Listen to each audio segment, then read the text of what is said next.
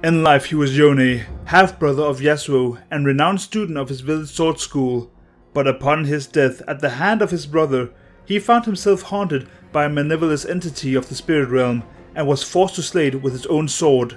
Now, cursed to wear his demonic mask upon his face, Yone tirelessly hunts all such creatures in order to understand what he has become.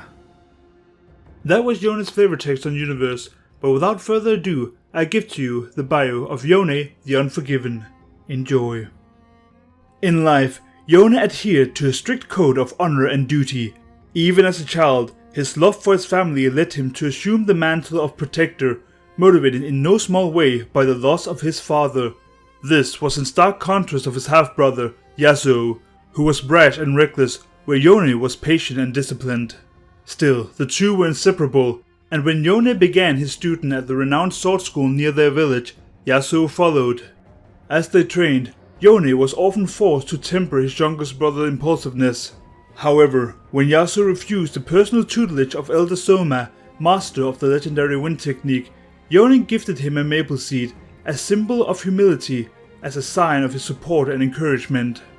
Yone was proud of his brother, but he had doubts about the wise master's judgment, fearing that Yasuo's impulsive nature would make him a poor student. But Elder Soma was well respected and did not make careless decisions. Putting his concerns aside, Yone continued to practice with dual blades. His prowess quickly earned the respect and admiration of his fellow disciples. Though Yone's skills were unmatched, Yasuo's use of the wind technique made their sparring session a sight to behold and a joy to the brothers themselves. But that joy did not last long. War came to Ionia. Yone, along with many other disciples, left to defend against the approaching Noxian forces, while Yasuo reluctantly stayed behind to protect his master. But one fateful night, Elder Soma was discovered dead, slain by the very wind technique that he taught. When Yone returned, he found that Yasuo had fled. This shook Yone to his core. His fears were proven true. Elder Soma had been wrong. Yone blamed himself. If Yasuo had murdered Soma, Yone had failed to teach him the righteous path. If Yasuo had simply abandoned his post and allowed his master to die, then Yone failed to instill him with discipline. Either way, Yasuo had already killed several of those who pursued him, and to Yone, their blood stained his own hands as much as his brothers. He tracked Yasuo down.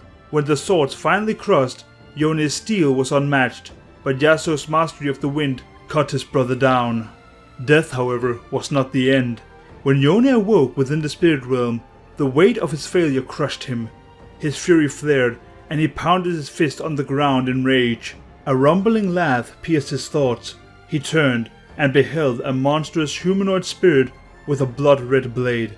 It was a powerful Asakana, a predator entity that had long stalked Yone from beyond the veil. Before Yone could speak, it struck. He drew the spiritual echoes of his blades to his side just in time to block the attack.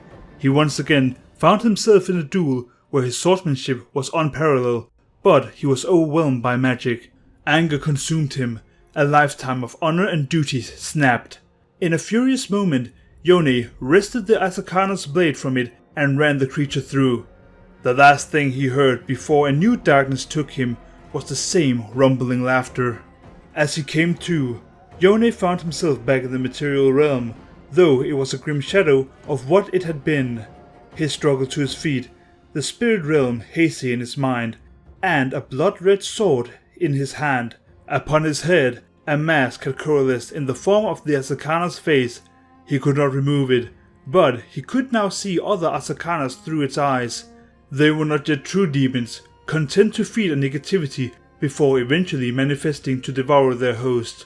But, as Yone would discover, if an Asakana's name was learned, they could be reduced to an inert mask of personified emotions. Even so, he could not tell if or when the Asakana he wore would reawake and consume him.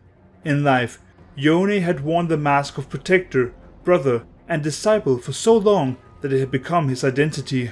But now, in moments of stillness, he swears he can feel the mask shifting upon his face, his own past and unresolved conflict with Yasuo now paling in comparison to this new threat.